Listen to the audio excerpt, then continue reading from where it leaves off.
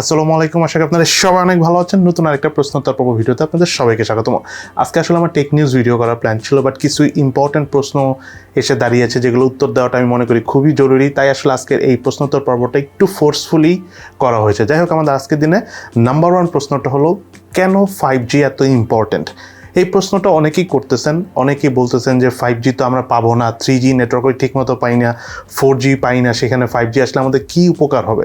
দেখেন, একটা জিনিস কি, শুধু যে নেটওয়ার্কটাই, ফোনের নেটওয়ার্ক পাওয়াটাই যে এভরিথিং, এটা কিন্তু না। আমি একটা ভিডিওতে 5G কেন ইম্পর্টেন্ট সেটা নিয়ে ইন ডিটেলসে কথা বলেছি। আপনারা চাইলে আমাদের চ্যানেলে ভিজিট করে সেই ভিডিওটা দেখে নিতে পারেন। তবে আমি একটুখানি একটা কথা বলি, 3G যখন ছিল 2011-12 সাল পর্যন্ত, তখন কিন্তু বাংলাদেশে অনলাইন বেসড তেমন একটা বিজনেস হতো না। যখন 4G আসছে তখনই কিন্তু আপনি মনে করেন যে বড় বড় কোম্পানিগুলো এসেছে, ধরেন দারাজ এসেছে, বা দারাজের মতো যদি আমি কথা, মানে দারাজ টাইপ ছাড়া যদি অন্যান্য কোম্পানির কথা বলি, মানুষ যে পার্সোনালি প্রোডাক্ট সেল করতেছে ফেসবুকের মাধ্যমে, এই বিজনেসটা কিন্তু 4G আসার পরেই হয়েছে। কারণ 4G আসার পর ওভারঅল ইন্টারনেট স্পিডটা বাড়ছে। এখানে কিন্তু এমন না যে আপনি শুধু মোবাইলে কতটুকু নেটওয়ার্ক পাচ্ছেন কি পাচ্ছেন না, বা কত দ্রুত আপনি ডাউনলোড করতে পারতেছেন, বা অনলাইনে কতটুকু সময়, মানে কত তাড়াতাড়ি আপনি একটা মুভি ডাউনলোড করে দেখতে পাচ্ছেন, এগুলো কিন্তু মুখ্য বিষয় না, এগুলো হলো টেকনিক্যাল বিষয়। বাট মূল জিনিসটা হলো, বিজনেসের কথা আমি বলতে বোঝাচ্ছি হলো, ওভারঅল একটা ইন্টারনেট স্পিড বাড়ে, ওভারঅল মানুষের এঙ্গেজমেন্ট বাড়ে, ওভারঅল ইন্টারনেটের খরচও কিন্তু কমে। আজ থেকে 10 বছর আগে ইন্টারনেটের খরচ ছিল অনেক বেশি, মোবাইল ডাটার কথা বলতেছি আর কি। এখন কিন্তু মোবাইল ডাটার খরচও কিন্তু কমে এসেছে, অনেকে আমরা ইউজ করতে পারতেছি। এটা ঠিক আছে যে আমরা স্পিড কম বেশি পাচ্ছি, সেটা ঠিক হয়ে যাবে, বাট এইসব বিষয়ও কিন্তু ডিপেন্ড করে 4G 5Gর উপর। দ্যাটস ওয়াই 5G যখন আসবে, আমি ভিডিওতেও বলেছি যে আপনার যদি কেউ অনলাইনে 10-20 হাজার টাকা এখন ইনকাম করে থাকে আর কি, তার একবারে 2-3 লাখ টাকার মতো ইনকাম হয়ে যাবে। সো জাস্ট একটু ওয়েট করুন। বিলিভ না হলে আপনারা যখন 5G আসবে 1-2 বছর গেলে আপনারা নিজেরা এটা টের পাবেন। সো আপনাদের উচিত হলো প্র্যাকটিস করুন, কাজ করুন, নতুন কিছু শিখুন, যাতে অনলাইনে কিছু করা যায়। দেন আমাদের আজকের দিনে সেকেন্ড যে প্রশ্নটা রয়েছে, খুবই ইন্টারেস্টিং একটা প্রশ্ন। সেটা হলো, আমি কয়েকদিন আগে টেকনিউজ ভিডিওতে বলেছিলাম যে Realme 9 Pro মোবাইলটা সম্ভবত স্ন্যাপড্রাগনের 695 প্রসেসর দিয়ে আসবে, যেটা স্ন্যাপড্রাগনের Realme 8 Pro বা 7 Proতে যে প্রসেসরটা ছিল স্ন্যাপড্রাগন 720G, সেটার থেকে দুর্বল। আসলে প্রসেসর দুর্বল, এখানে অনেক বিষয় আছে। আপনি যদি প্রসেসর টেস্ট করেন, কিছু কিছু ক্ষেত্রে আপনার এমন হতে পারে যে স্ন্যাপড্রাগন 695 স্ন্যাপড্রাগনের 720G কি 750Gর থেকেও বেটার হবে, যেহেতু এই প্রসেসরটা নতুন বানানো হয়েছে, অনেক কিছু নতুন নতুন দেওয়া থাকবে। সো ওভারঅল স্পিড ভালো হবে। বাট একটা জিনিস মনে রাখবেন, স্ন্যাপড্রাগনের 7 সিরিজের প্রসেসর আর 6 সিরিজের প্রসেসরের কিছু ছোট ছোট কিছু টুলস পার্টস থাকে যেগুলো সম্পূর্ণ আলাদা এবং গ্রেডও আলাদা। মানে হাই গ্রেডের থাকে 7 সিরিজেরটা, আবার 8 সিরিজের যেমন আরও হাই গ্রেডের, 6 সিরিজের একটু কম, মানে অত হাই গ্রেডের না, একটু কম গ্রেডের। মানে আমি লো গ্রেড বোঝাচ্ছি না, মানে একটা থেকে একটা কিছুটা এগিয়ে আছে। সো আপনি পারফরমেন্স জাস্ট টুকটাক যদি এমনি চেক করেন, এমনও আছে যে আপনার 678 যেটা রেডমি নোট 10 রয়েছে, সেই প্রসেসরের পারফরমেন্সও কিন্তু 720G থেকে বেটার। তার মানে এই না যে স্ন্যাপড্রাগনের 678 720G থেকে অনেক ভালো প্রসেসর। ঠিক আছে, এই জিনিসটা বুঝবেন যে পারফরমেন্স কিছু ক্ষেত্রে বেটার দেখাতে পারে, বাট ওভারঅল যে ভালো প্রসেসর সেটা কিন্তু বলা যাবে না। যেমন ধরেন এই অপো, ভিভো বলেন বা শাওমি বলেন, যেগুলি 30-40 হাজার টাকার ফোন পাওয়া যায়, আপনি হয়তো বা সেই ফোনগুলো ইউজ করতে যে কিছু কিছু ক্ষেত্রে আপনি ধরেন স্যামসাংয়ের যেগুলো প্রিমিয়াম ফোন রয়েছে, S21 বা S21 আলট্রা বা আইফোন, এগুলো থেকে কিন্তু কিছু কিছু ক্ষেত্রে ভালো পারফরমেন্স দিলেও দিতে পারে, এটা কিন্তু অসম্ভব কিছু না।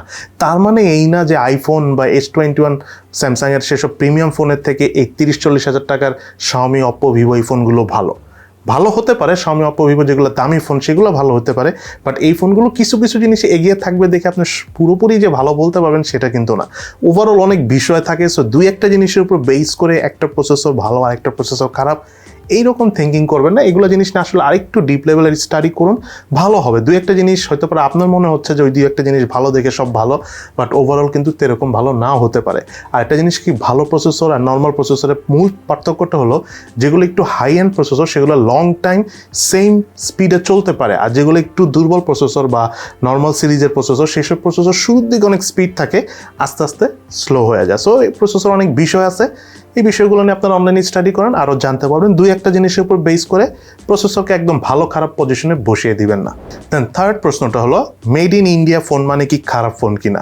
সত্যি কথা বলতে মেড ইন ইন্ডিয়া ফোন মানে ফোন খারাপ ফোন না। পৃথিবীতে অনেকগুলো ক্যাটাগরিতে ফোন বের হয়, যেমন আমেরিকার জন্য যে ফোনগুলো বের হয় সেগুলো অনেক ভালো থাকে। আপনারা যারা আইফোন কিনে থাকেন তারা অনেকেই জানেন যে আপনি যখন মেড ইন ইউএস ইউএসের জন্য যে আইফোনগুলো বানানো হয় সেই ফোনগুলো যদি আপনি কিনতে চান তাহলে দেখবেন প্রাইস একটু বেশি। ইভেন আপনি জাপানের জন্য যে আইফোন বানানো হয় সেগুলোর প্রাইসও কিন্তু ইউএসের আইফোনের থেকে কম। এমন না যে জাপান ইউএসএর থেকে অনেক বেশি পিছায় আছে, হিসাব করলে অনেক ক্ষেত্রে আপনার মনে হবে এগিয়েও থাকতে পারে আমেরিকা থেকে, বাট স্টিল জাপানের আইফোনের থেকে ইউএসের আইফোনের দাম বেশি।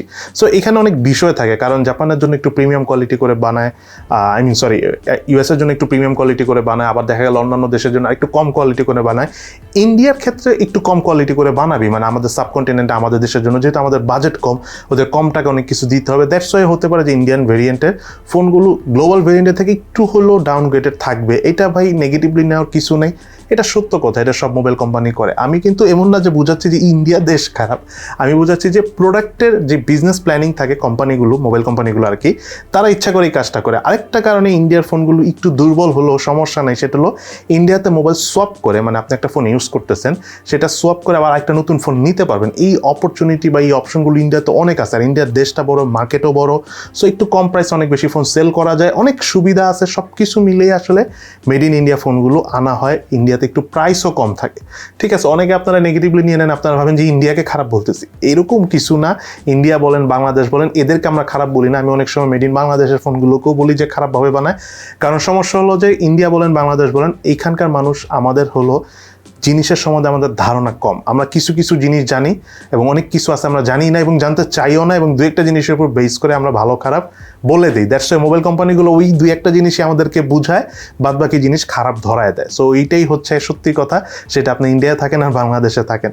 তো এই কারণে আমি বলতে চাচ্ছি যে গ্লোবাল কোম্পানি, গ্লোবাল যেসব ভেরিয়েন্ট আছে সেসব ভেরিয়েন্টের থেকে আমাদের ইন্ডিয়া বলেন, বাংলাদেশ বলেন, এইসব আশেপাশে যেসব দেশ আছে তাদের ফোন অবশ্যই কিছুটা হলেও ডাউনগ্রেডেড ফোন। দেন এরপরের প্রশ্নটা একটা ইন্টারেস্টিং প্রশ্ন, সেটা হলো ক্যামেরার সংখ্যা ডে বাই ডে কেন কমে যাচ্ছে। খুবই মজা লেগেছে এই প্রশ্নটা পেয়ে, কারণ আমরা গত বছর 2020 সালে আর কি আমরা দেখি যে 5টা ক্যামেরাওয়ালা ফোন কিন্তু অন অ্যান এভারেজ ছিল, আর 4টা তো একদম 100% সব কোম্পানিরই ছিল। কিন্তু এখন কিন্তু হঠাৎ করে ট্রিপল ক্যামেরা ফোন হয়ে যাচ্ছে। এমন এমন ফোন ছিল যেগুলো 4টা ক্যামেরা ছিল, এখন 3টা ক্যামেরা হয়ে গেছে। আমার মনে আছে আইফোন যখন 11 প্রো মানে 11 সিরিজটা বেরোলো 3টা ক্যামেরা দিয়ে, তখন সবাই বলতো আরে অন্য সবাই 4টা 5টা ক্যামেরা দিয়ে, আইফোন কিন্তু কম দিচ্ছে। এখন কিন্তু বিষয়টা এরকম নাই, ঠিক আছে। এখন ওই সবাই 3টা 4টা ক্যামেরা ওইগুলো নিয়ে এত মাথা ব্যথা নাই। কেন নাই জানেন? দেখেন, একটা নন ব্র্যান্ড কোম্পানি, ধরেন XYZ নামক কোম্পানি, সে যদি 5টা ক্যামেরা দেয় আর সেই ফোনটা যদি বিক্রি হয়, তাহলে কিন্তু আলটিমেটলি ওই কোম্পানির লাভ হবে, যে কিনতেছে তার কিন্তু লাভ নাও হতে পারে। মূলত জিনিসটা কিসের উপর নির্ভর করে, যে আপনার ক্যামেরাটা কতটুকু ভালো, তাই না? আপনার যদি ক্যামেরাই ভালো না হয়, 4-5টা ক্যামেরা দিয়ে আপনার কী লাভ?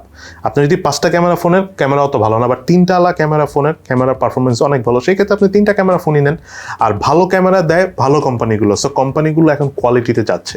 প্রথম কোয়ান্টিটি দিয়েছে, মানুষ বুঝতে পারছে যে কোয়ান্টিটি দিয়ে কোনো লাভ নেই, কিনলে পুরা ঠক, পুরা মনে করেন যে টাকা মাইর, যেটাকে বলে খাস বাংলা ভাষায়। পরবর্তীতে কোম্পানিগুলো বুঝছে যে না, এগুলো করা যাবে না, ওরা একটু কোয়ালিটি ফোকাস হয়েছে। দ্যাটস ওয়াই আপাতত চিন্তা করে অ্যাটলিস্ট রেয়ার প্যানেলে একটা ক্যামেরা হলো তারা ভালো দেওয়ার। আপনারা খেয়াল করবেন, একদম ছোট থেকে বড় কোম্পানি সবাই চেষ্টা করে 3টা ক্যামেরা হোক 4টা ক্যামেরা হোক পিছনে অ্যাটলিস্ট একটা ক্যামেরা ভালো দেওয়ার জন্য। আর যারা প্রিমিয়াম কোম্পানি তারা 3টা ক্যামেরাই ভালো দেওয়ার ট্রাই করে, কারণ ক্যামেরা এমনিও তো অনেক এক্সপেন্সিভ।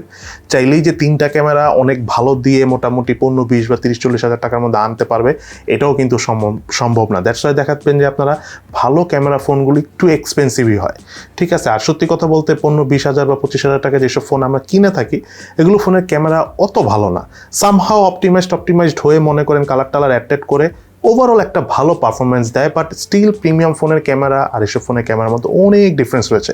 যতদিন পর্যন্ত আপনারা ওই প্রিমিয়াম ফোনগুলি ইউজ না করবেন, ততদিন পর্যন্ত আপনারা বুঝতে পারবেন না যে দুইটা ক্যামেরার মধ্যে কতটুকু পার্থক্য রয়েছে। আর এইসব কম দামি ফোন শুরুর দিকে অনেক ভালো ক্যামেরা পারফরমেন্স দেয়। কম দামি বোঝাচ্ছি না, মানে আমি এই রেঞ্জের ফোনগুলো বোঝাচ্ছি 20-25 হাজার টাকা পর্যন্ত, যে শুরুর দিকে আপনি প্রথম 6 মাস 1 বছর ভালো দেয়, দেন 1 বছর পরে ওই ক্যামেরাগুলি দেখা যায় 8-10 হাজার টাকা ফোনের মতোই হয়ে যায়। দ্যাটস ওয়াই ক্যামেরা নিয়ে মোবাইল কোম্পানিগুলো কাজ করতেছে, ক্যামেরার সংখ্যা কমিয়ে কোয়ালিটি তারা ইমপ্রুভ করতেছে, এই হলো মেইন রিজন। দেন সর্বশেষ প্রশ্নটা হলো, আসলে এটা একটা প্রশ্ন না, এটা একটা ঝামেলা আমি দেখতেছি। সেটা রিসেন্টলি ফেসবুকে আর কি, আমাদের ফেসবুক গ্রুপে, ইভেন আমি আমাদের ইউটিউব ভিডিও নিচে কমেন্ট সেকশনে দেখেছি যে অনেক পোস্ট করেন ইনকাম রিলেটেড ভিডিও, যেখানে দেখাচ্ছেন তারা বিভিন্ন সাইট রয়েছে যেখান থেকে ইনকাম করা যায়, আবার অনেকে প্রোডাক্ট বিক্রি করেন কম দামে, যেগুলো আমরা কিছুদিন আগে কিছু যেগুলো বলা হয় ই কমার্স কোম্পানিরা করতো সেই ধরনের বিজনেস। বাট মেইনলি আমি যেটা দেখতেছি কিছু কিছু ভুয়া পোস্ট আছে, ভুয়া ইনকাম সাইট আছে যেখানে মানুষকে দেখায় যে এখান থেকে ইনকাম করা যায়। আপনাদের উদ্দেশ্যে একটা কথা থাকবে, পৃথিবীতে এমন কোনো ইনকাম সাইট নাই যেখানে আপনি ক্লিক করে ইনকাম করতে পারবেন অথবা আপনি মনে করেন যে ভিডিও দেখে থেকে ইনকাম করতে পারবেন। যদি থাকে সেগুলো 100% ফেক এবং আপনার আলটিমেটলি আপনার লাইফ থেকে সময়টা নষ্ট হবে, আর কিচ্ছু হবে না। ইনকাম করতে হলে আপনার অবশ্যই কাজ জানতে হবে, আপনাকে খুব পরিশ্রমী হতে হবে এবং আপনি সেই কাজ এবং আপনার পরিশ্রম এবং যেটাকে ইংলিশে বলতে পারেন সার্ভিস, সেটা বিক্রি করেই আপনি টাকা ইনকাম করতে পারবেন। এছাড়া কোনো ওয়ে নেই। সবসময় এটা মনে রাখবেন, কেউ যদি আপনাকে টাকা দেয় আপনার তার কথাও চিন্তা করতে হবে সে আসলে কিভাবে ইনকাম করতেছে যে আপনাকে টাকা দিচ্ছে। ঠিক আছে, এইটা মনে রাখবেন, তাহলে আপনারা ঠকবেন না। কারণ বাংলাদেশে মানুষ অনেক বোকাশোকা, বুঝেও কম, প্লাস অনেকটা ইমোশনাল টাইপের, যে যেটা বলে আবার দেখা যায় একটু লোভও ঢুকায় দেয়, বাস মানুষ এটা করে ফেলে। তো আপনাদের কাছে ছোট্ট রিকোয়েস্ট থাকবেন, কোনো কাজ করার আগে, কারো কাছ থেকে টাকা ইনকাম করার আগে একটা জিনিস মনে রাখবেন, অ্যাকচুয়ালি সে কীভাবে টাকা ইনকাম করে বা আপনি তাকে যে কাজটা করে দিচ্ছেন আদৌ কি তাতে তার কোনো লাভ হচ্ছে কিনা বা সে অরিজিনালি ক্যাশ টাকা সেখান থেকে ইনকাম করছে কিনা। যদি সে করে তাহলে আপনি সেখান থেকে যদি টাকা ইনকাম করেন সেটা সত্যিকার অর্থেই একটা রিয়েল ইনকাম সোর্স। বাট আপনি যদি দেখেন যে না এমনি এমনি আপনাকে টাকা দিচ্ছে, তাহলে আপনি ধরে রাখেন যে এটা অন্য কোনো আপনাকে ট্র্যাপে ফেলানো হচ্ছে। সো এই জিনিসগুলো থেকে দূরে থাকুন এবং আমাদের ফেসবুক গ্রুপে যারা এই ধরনের পোস্ট করতেছে আমরা সাথে সাথে পোস্ট ডিলিট করার পাশাপাশি যিনি পোস্ট করতেছে তাকে আমরা পার্মানেন্টলি ব্যান করে দিচ্ছি এবং আগামীতেও ব্যান করে দেওয়া হবে। সো আনএথিক্যাল, তারপরে ইলিগাল, তার পাশাপাশি সব ভুয়া ইনকাম রিলেটেড পোস্ট কেউ যদি আমাদের ফেসবুক গ্রুপে করেন পার্মানেন্টলি আমরা ব্যান করে দিই। ঠিক আছে, সো এটা আপনারা একটু মেনটেন করবেন। ইভেন আপনারা যদি কেউ দেখে থাকেন যে আরেকজন মেসেজের মধ্যে লিখে রেখেছে সেটা আমাদেরকে রিপোর্ট করে দেবেন, আমরাও তাকে ধরে পার্মানেন্টলি ব্যান করে দিব। আজকে তাহলে পর্যন্ত সবাই ভালো থাকেন, সুস্থ থাকেন, ইনশাল্লাহ দেখা হবে ফিউচারে।